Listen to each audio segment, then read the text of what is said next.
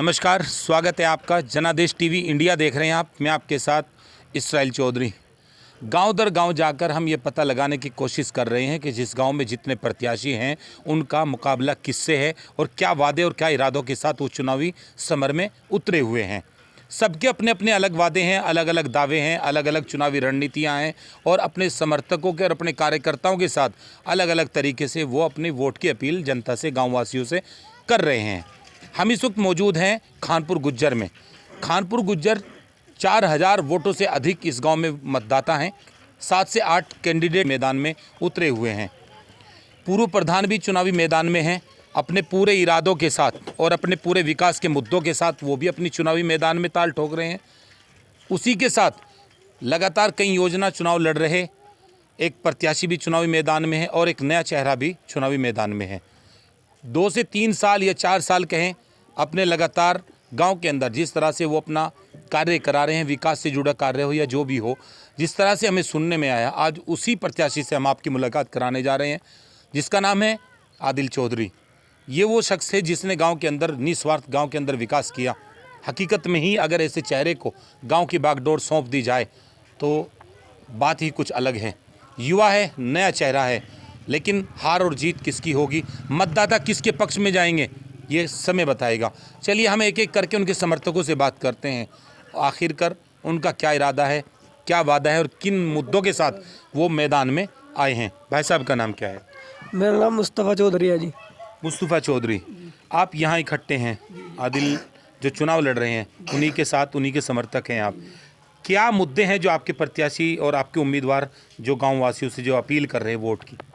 जी, एक तो नए चेहरा है जी, और इनका जो गांव में वादा है, एक तो मतलब जो बच्चे हैं, नए बच्चे हैं, अभी युवा पीढ़ी जो चल रही है उनके लिए एक तो खेल का मैदान देने की वो है जी, और एक वाईफाई देने की वो है जी, और नई नई सड़कें जो नई टल्ले वगैरह है, कोई भी मतलब किसी प्रकार की समस्या नहीं रहने की गाँव में, कोई कचरा वचरा नहीं रहने का, गाँव को चमका दिया जाएगा। जब नया चेहरा चुनावी मैदान में आता है तो उसके बहुत सारे वादे होते हैं, लेकिन जो चुनावी मैदान में उतरने से पहले अपने वादों पर खरा उतरने की कोशिश करे तो हकीकत में हम फिर दोहरा दें, ऐसे प्रत्याशी को और ऐसे उम्मीदवार को कहीं ना कहीं मौका एक बार सेवा का देना चाहिए। हम वोट की अपील तो नहीं कर सकते, लेकिन हम काम के बलबूते जनता को आगाह कर सकते हैं। एक भाई साहब मौजूद हैं, क्या नाम भाई साहब का? मोहम्मद इशराक है जी। भाई साहब ने बताया सड़कें होंगी, वाईफाई होगी। जब चुनावी मैदान में कोई प्रत्याशी आता है तो बहुत सारे वादों के साथ आता है, लेकिन जब वो जीत कर चला जाता है तो फिर वो वादे, वो इरादे सब। जी देखो, हमने गांव में पहले भी कैंडिडेट खड़े हुए हैं और जीते भी हैं और हारे भी हैं, इलेक्शन चलता आ रहा है। उनके बहुत सारे वादे हैं और वादे से बिल्कुल भटके हुए हैं। गांव के अंदर कभी विकास नहीं। आपको उम्मीद है कि जिस प्रत्याशी को आप सब जी बिना किसी लालच के गांव के अंदर लाइट का इतना अच्छा विकास किया जिसका कोई जवाब नहीं। पूरा गांव देख रहा है, ट्रांसफार्म जगह जगह रखे हुए हैं और 250 kV का भी ट्रांसफार्म यहाँ रखवाया है। इससे पहले जो था लाइट की इतनी दूर दिशा थी कि बांस लिया करते थे लोग और जैसे खा भी लिया करते थे। यानी बिजली की जो गांव में समस्या थी उससे पूरी तरह ज़्यादा दूर दिशा थी। 6 महीने तक मेरे याद है कि ट्रांसफार्म नहीं आता था और लाइन टूटी खड़ी रहती थी और बाँच कट्टी करते उस पर इनके झगड़े भी हुआ करते थे, हमें इतनी बाँच दी और पैसा कहाँ गया, कितना खा गए तुम। उसके बाद बादल भाई ने कदम रखा, इसका किसी ने साथ नहीं दिया, ना गांव वालों ने, ना किसी जिम्मेदार आदमी ने। इसको देखते थे और उसका मजाक किया करते थे, लेकिन अपनी मेहनत से पीछे नहीं हटे और बराबर चलते रहे। इसकी नतीजा आप सबके सामने है और इसको इसी सोच के साथ हम इस कैंडिडेट के रूप में लाए ताकि गांव को सुधार हो, विकास हो। सड़कों की ज़्यादा समस्या है। जब भी गांव के अंदर कहीं से बढ़ते हैं, कोई भी मेहमान आता है वो ये कहता है कि खानपुर में रास्ते बिल्कुल ही नहीं है। जब भी अच्छे कपड़े पहन कर जाते हैं वहाँ गंदे हो जाते हैं। तो इसलिए हमें इससे उम्मीद है कि इस काम में बढ़िया रहेगा यो। और जो गांव के अंदर गरीब आदमी है उनके लिए हेल्प करने के लिए गाड़ी भी और अपना पैसा भी फूकने के लिए तैयार रहता है, दिल से मदद करता है। यानी पूरी तरह से अगले जो 5 साल है उनकी कमर कस चुके हैं आप लोग। जी जी। चलिए आगे बढ़ते हैं, भाई साहब से बाद में सवाल करेंगे। बुजुर्ग हैं, जब प्रत्याशी मैदान में आते हैं, हम दोबारा दोहरा दें कि अपने वादों के साथ मैदान में आता है, लेकिन जब वो जीत जाता है और फिर जो है उस पर खरा उतरना बहुत बड़ी चुनौती है। जी, आप एक बुजुर्ग हैं, कई चुनाव अपने गांव में देखें, और अब क्या लगता है युवा के हाथ में बागडोर दे दी जाए गांव की? बस जी, तकरीबन 40-45 साल से मैं इलेक्शन करवाता रहा, देखता रहा जी। किसी ने कोई वादा कराया, किसी ने कोई वादा कराया, फिर तो 5 साल तक नज़र नहीं आते कहाँ भाग जाए कहाँ नहीं। और बहुत से तो ऐसे मामले हैं, किसी गरीब का मकान भी आएगा वो भी उन्होंने उलट पुलट करवा दिया जी। और ये लड़का जो है, नई उम्र का लड़का है, अपने खाम के बगैर मतलब के हमारे बिजली फूकी पड़ रही है, अंधेरे में 6 महीने हो जाते हैं। बिल वाले तो आने देते हैं खुटना ठोकन, अब भाई बिल दे दो और बिजली चले ना चले। तो एक दिन पता लगा बहुत बढ़िया लेट है, बोले वादिल ना 250 का उत्तर मकर हाँ थकवा दिया, बोला देखा जा देखा 250 का टिक रहा, 100 वाला भी टिक रहा, आगे गया आगे फिर जहाँ वो 65 का तमाम 100 का टिक रहा, कुल मिलाया के यार अभी एक 250 का उनका ले रहा टिकन। पूरे गांव में मर्दों की तो बात, मर्दों की बात अलग, औरतें भी ये कहती हैं कि उदंतवादी ले उदंत चाहे हीटर चला हुआ है, मैं चाहे पंखे चला रही रात तो मच्छर सो नहीं देते, बच्चे भी आराम तो सोए, बस बिजली की तो आएगी मौज। अच्छा पहले प्रधान आए, किसी ने कुछ वादा कराया, किसी ने कुछ वादा, मान लो पलट के देखते हैं हमारा नौ प्रधान नहीं जगह आयु, इनने बड़ी दूर दी सब भरा गाँव लोहिया में आ गया था, सोने का काम होता यूँ, सब खाया गया और जलील होता फिर बहुत ज़्यादा।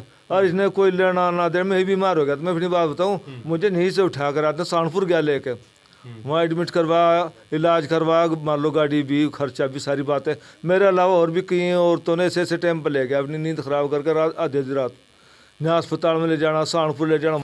आज के दौर में हमारे गाँव की जो औरतें हैं वे तो एक तरफा वादिल के गुण गा रहे, और इसका इंशाल्लाह मुझे 100% उम्मीद है किसी कामयाबी हो। क्या लगता है बड़े मियाँ बता रहे हैं कि सभी वादे करते हैं और सब जो है अपने अपने वादों के साथ आते हैं, फिर भूल जाते हैं जिस तरह से काम कर रहे हैं।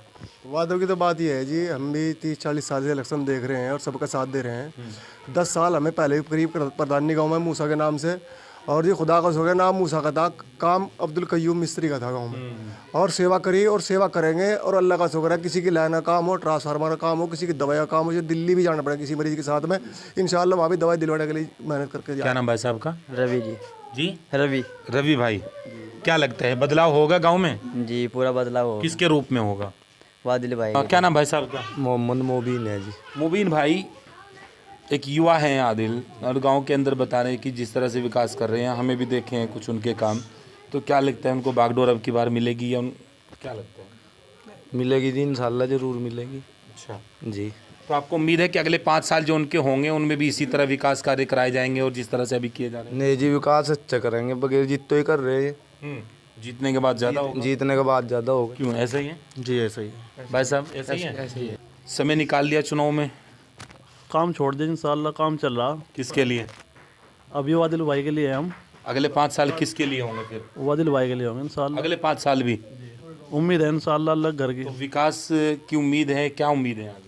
उम्मीद तो इंशाल्लाह ये है, जैसे वादिल भाई ने 3-4 साल से 5 साल से मजदूरी करके इस गाँव का निर्माण किया है, काम किया है, वैसे इंशाल्लाह अगर ऐसी बात होगी मजदूरी कर काम करेंगे इंशाल्लाह। लेकिन गांव में बदलाव होना चाहिए। बदलाव होगा इंशाल्लाह। क्यों, ऐसे ही भाई साहब? जी ऐसा ही है बिल्कुल साहब। चलिए, एक बुजुर्ग हैं, आपका नाम क्या है?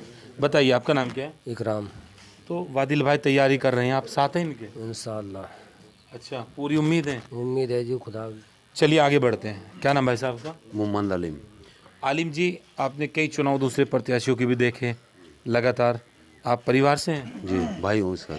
हाँ, आप भाई हैं बड़े वाले, तो पूरी तैयारी के साथ आदिल को चुनाव लड़ाया जा रहा है? हाँ जी बिल्कुल, एकजुटता के साथ, दिलो जान से इसे चुनाव लड़ा रहे हैं, और इंशाल्लाह जो काम कर रहा है उससे भी बेहतर करेगा।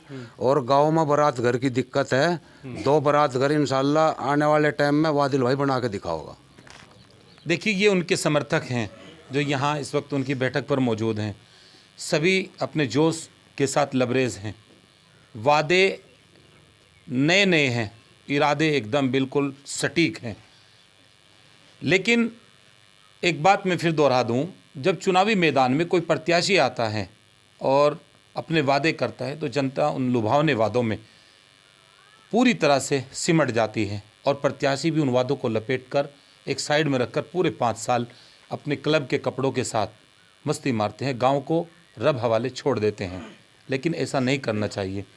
और एक ऐसा प्रत्याशी जो पिछले 5 सालों से लगातार जनता के बीच हो, काम कर रहा हो, विकास कर रहा हो, गांव के अंदर निस्वार्थ अपना हित ना समझ के गांव के हित की बात करता हो, तो क्या ऐसे प्रत्याशियों को जीत नहीं होनी चाहिए? ऐसे प्रत्याशियों की, ऐसे उम्मीदवार क्या नहीं जीतने चाहिए?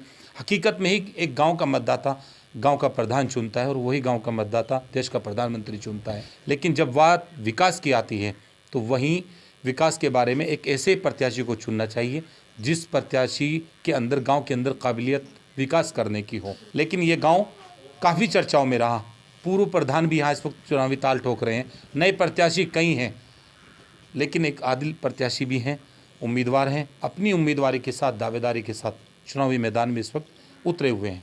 हार और जीत किसकी होगी ये समय बताएगा, लेकिन अगले 5 सालों के क्या वादे हैं ये हम बात करेंगे।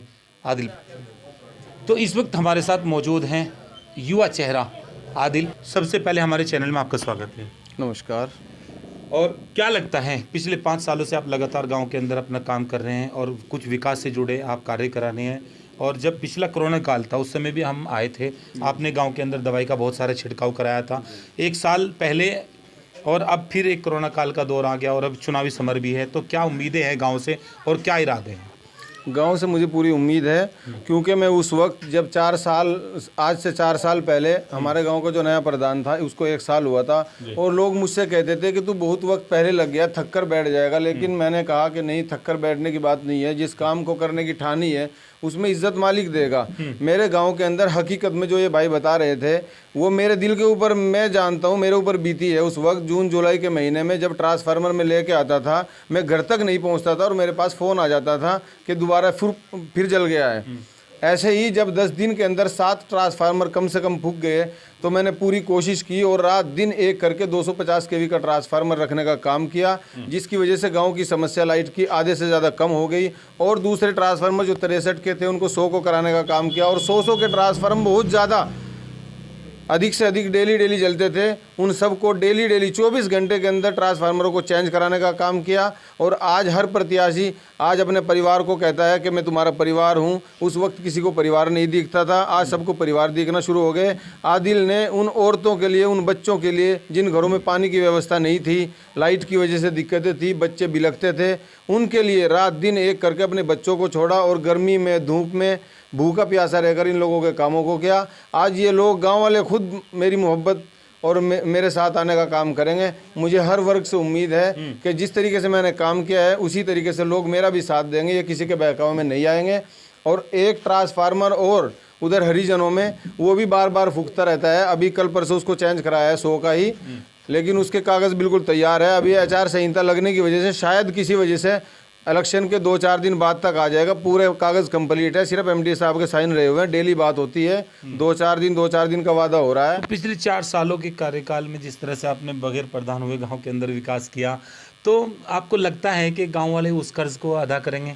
बिल्कुल पूरी उम्मीद है, क्यों नहीं करेंगे। ये मेरी माताएं, बहनें और मेरी भाभियाँ, ताई, चाची, कम से कम अगर मर्द आज अपने परिवार को देखना चाहते हैं तो देख लें, मुझे कोई दिक्कत नहीं है, उम्मीद उनसे भी है इंशाल्लाह। लेकिन ये मेरी माएँ बहनें मुझे मायूस नहीं करेंगी बिल्कुल। जो आज हर गर्मियों के मौसम में आराम से पंखों के नीचे अपने बच्चों को सुलाती हैं, उनको पानी मिलता है वक्त पे, वरना मेरे गांव के अंदर रमज़ान के महीने में भी डिबिया और ये लालटेन जला करके रोटियां बनती थी। सब गवाह हैं इस चीज़ के, 3-3 महीने अंधेरा रहता था। और जितने भी आज कैंडिडेट हैं ये ट्रांसफार्मर रखते वक्त रोड पे से ऐसे गुजर जाते थे जैसे गांव के बाशिंदे ही नहीं है, और मैं वहाँ धूप में रहकर रस्से खिंचवाता था, और आज भी यही कराता हूँ। मुझे किसी से कोई दिक्कत नहीं है, बाकी अपने कार्य में लगा हुआ हूँ इंशाल्लाह, और जनता देखेगी किसका साथ देना है, किसका। अच्छा, अगले 5 सालों की तैयारी में है अगले जी, तो अगले 5 सालों के जनता ने अगर मौका दिया, गाँववासी ने आपको चुना, तो क्या वादे हैं? इंशाल्लाह आज भी मेरे गांव के अंदर कम से कम लोहिया में आने के बाद भी जो पूर्व प्रधान है, सैकड़ों मकान कच्चे हैं, किसी एक मकान को जिंदगी रही। आप मेरे तो विकास के बहुत सारे दावे करते हैं, देखो उन्होंने जो विकास किया है गांव सारा जानता है, और आप भी देखते हैं बखूबी। उनके पास तो विकास के लिए जो सफाई कर्मी होता है उस तक की उनकी नहीं चलती। पूरे गांव के अंदर गंदियों के ढेर लगे हुए हैं, सड़कों के ऊपर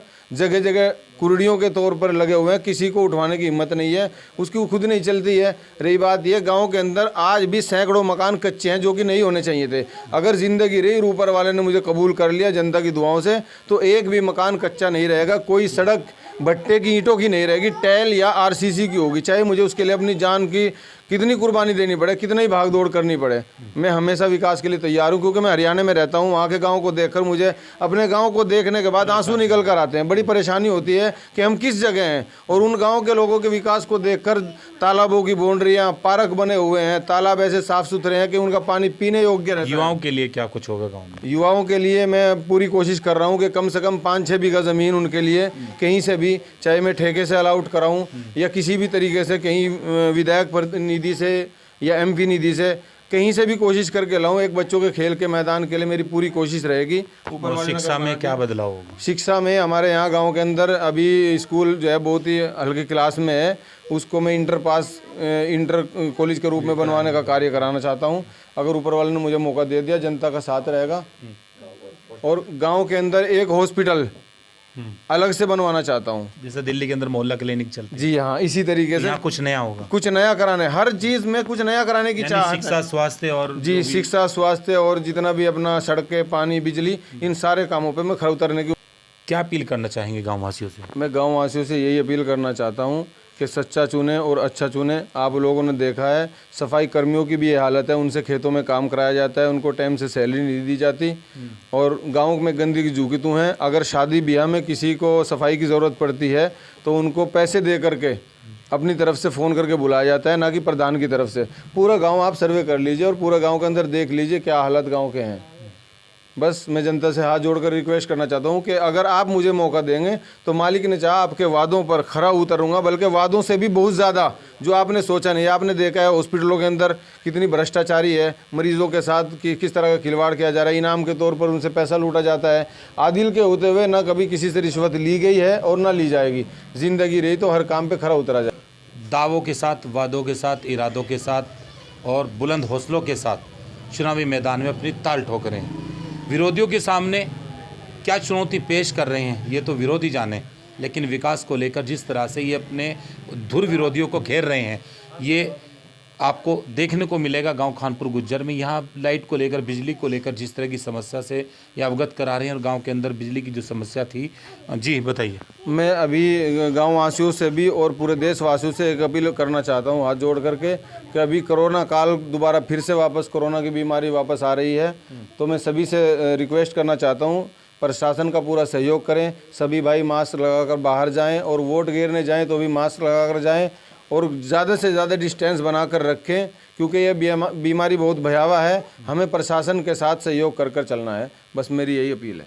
तो ये लगातार कोरोना काल को लेकर जिस तरह से दोबारा वापसी कर गया है कोरोना, और सरकार की गाइडलाइन भी जारी हो गई है, और हम भी अपने चैनल के माध्यम से अपने दर्शकों को कहना चाहते हैं कि अपने कोरोना काल को लेकर जिस तरह की गाइडलाइन जारी हुई उसका पालन करें। और ये थे हमारे साथ आदिल, जो लगातार गांव के अंदर अपनी प्रधानी को लेकर अपनी दावेदारी पेश कर रहे हैं। हार और जीत किसकी होगी ये तो समय बताएगा, लेकिन कुछ भी हो, गांव खानपुर गुज्जर में अब की बार मुकाबला कांटे का होगा। कैमरामैन तनवीर अहमद के साथ मैं इसराइल चौधरी, नमस्कार।